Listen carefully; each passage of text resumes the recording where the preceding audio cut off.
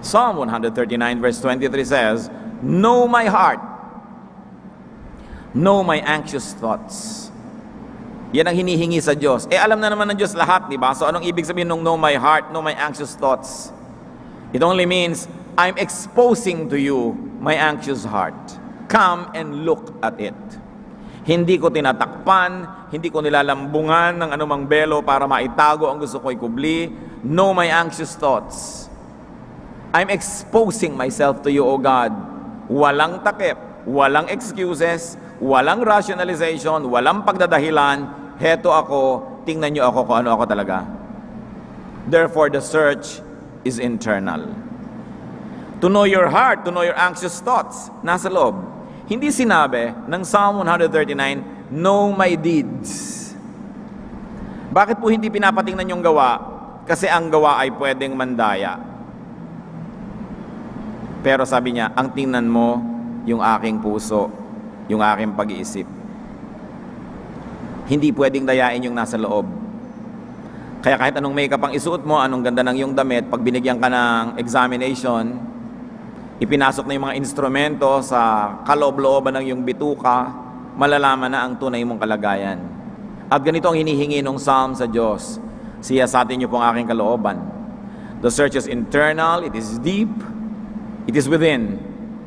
The search is about one's intentions, not actions, because actions can deceive. The search is about one's thoughts, one's kalooban at niloloob.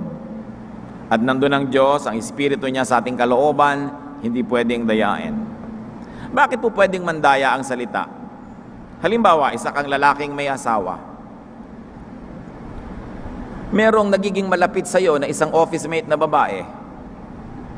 Talagang binibigyan ka ng sandwich, hati kayo sa lunch, lagi kang naaalala, lagi kang pinapautang, etc., etc. Ikaw namang si lalaki, sasabihin mo kay babae, don't fall in love with me, ha? May asawa ako, may wedding ring ako, don't ever fall in love with me. Ang tinunang lalaki, no? Sabi niya, don't fall in love with me, may asawa na ako. Pero araw-araw si lalaki, tinetext ka, musta ka na? Miss na kita. Ang ganda ng haircut mo, ang ganda mo ngayon. Pag nakikita kayo, pinipisil ng konti yung daliri mo ng lihim. Pag walang nakatingin, hahalikan ka ng konti sa pisngi. Sabi niya, friendly kiss. Alam na niya na mayroon kang pagtingin sa kanya, tas ginagani-ganito kanya, minimiss you, hinahalik-halikan. Pero sabi ng salita niya, don't fall in love with me. Para nga naman kung sakaling magkagipitan, magkahirapan, pwede kanyang sabihin, I told you so. Nakita niyo yung trick? Yung salita, lilinawin. Pero yung action, lalabuan. Ikaw naman, syempre, lalo umiibig ka, gusto mo talagang lumabo, di ba? Dahil doon sa malinaw, wala kang pag-asa, sa labuan na lang. Pero pagdating ng araw, walang sisihan. Sasabihin niya, sinabi ko sa'yo noon, may asawa ko, hindi ako pwede. Pero ano yung action? Kaya mga kapatid, ang ipinapasuri, thoughts, not actions, not deeds. Deeds can deceive you. Words can deceive, but not the thoughts. Kaya yung tunay na aasenso ang espiritualidad, yung tunay na magpapalinis ng kalooban, ang ipapasiyasat sa Diyos, Lord, yung pong thoughts ko. Oo nga, mabait kayo sa isang tao, ano pala yung intention mo? Masama pala yung intention mo. Eto ka, bata, binibigyan ka ng candy, yung pala pampatulog yun para ma-rape ka. Pero tuntua ka, binibigyan ka ng candy, ano yung intention?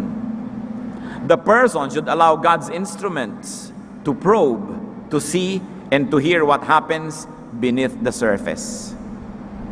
Tayo man mga kapatid, lahat ng ginagawa natin, ipasiyasat natin lagi sa Diyos yung loob. Ano yung niloloob ng mga gawain natin? Kung sa medicine nga, may endoscope. Ipapasok sa lalamunan mo, ipapasok sa katawan mo yung instrumento, may camera, may ilaw yon. Meron pa ngayon na capsule endoscope. Lululunin mo, akala mo capsule, pero camera, may dala na rin siyang light. Ma-film niya yung lahat ng nangyayari sa iyong esophagus, hanggang sa iyong stomach, hanggang sa iyong large intestines, hanggang sa iyong small intestines, at na-film. Paglabas nun uli, siyempre aabangan na lumabas yun, ire-replay, alam na nila nangyari sa loob mo. Sabi natin, wow, advance. Pero kailan lang nagkaroon niyang capsule endoscope? Ngayon lang, kamakailan. Pero 1,000 taon na, nun pa man, walang ganyang kailangan ng Diyos. Alam niya ang ating niloloob. Akala natin, advance na tayo. Ang liit-liit pa nga ng paglapit natin sa karunungan ng Diyos. Kaya sabi, Lord, yung karunungan niyo ang gamitin niyo para ako sukatin. Kasi ang sariling karunungan ko, mandaraya. Ang karunungan ng tao, maaring kulang. Pero yung sa inyo, yun ang totoo. Imagine what kind of instruments God has. So we will always allow, and we should always allow God to examine us. Psalm 139, verse 24, ano yung sabi dito? See if there is any offensive way in me. I think this is one of the most important statements of man. Nagtatanong, nagsasabi sa Diyos, siyasatin niyo po kung ano sa aking paraan ng pamumuhay, pagsasalita, pag-iisip, pagkilos, paggawa, ang offensive, nakakagalit, nakakainis sa iba. Offensive means violating or tending to violate, or it can mean causing anger or annoyance.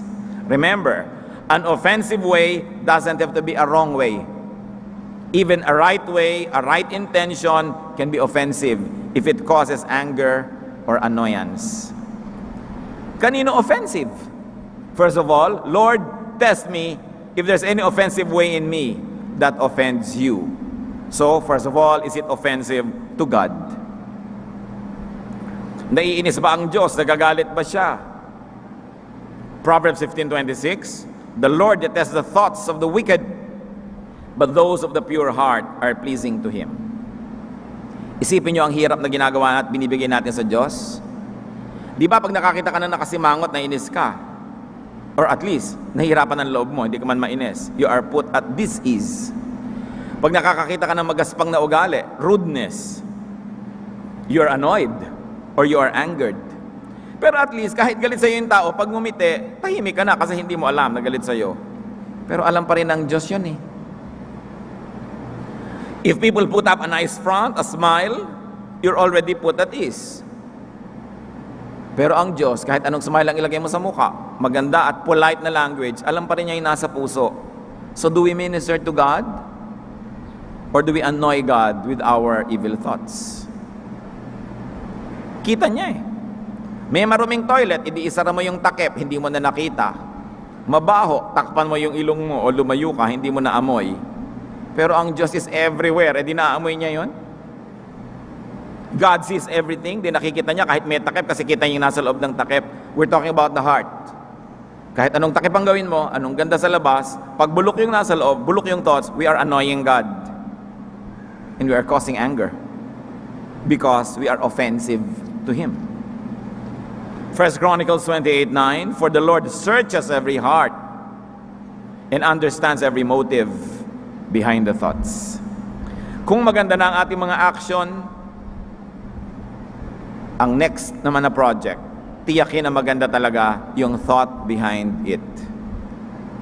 Charitable ka, mapagkawang gawa, ano naman yung thought behind it? Baka naman politiko ka lang na nagpapapogi points. You still annoy God.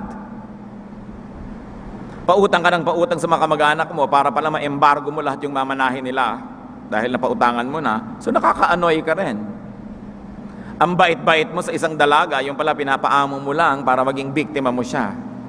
E di annoying pa rin yun because the Lord searches every heart. Kung minsan nalilibang tayo mga tao, kontento na tayo na maganda yung labas, hindi na natin tinatrabaho na pagandahin pati loob. Sapat na yung appearances, sapat na yung nakikita ng tao, hindi naman tao yung magsa-search, kundi Diyos. Psalm 94:11, the Lord knows the thoughts of man. Alam niya ang iniisip. So see if there's any offensive way in me, offensive to God, and of course, offensive to men. And in very practical terms, mas nais nating bigyan ng pansin yan. Are we offensive to people? Because when we offend people, we also offend God. Matthew 25:40, I tell you the truth, whatever you did for the one of the least of these brothers of mine, you did it for me.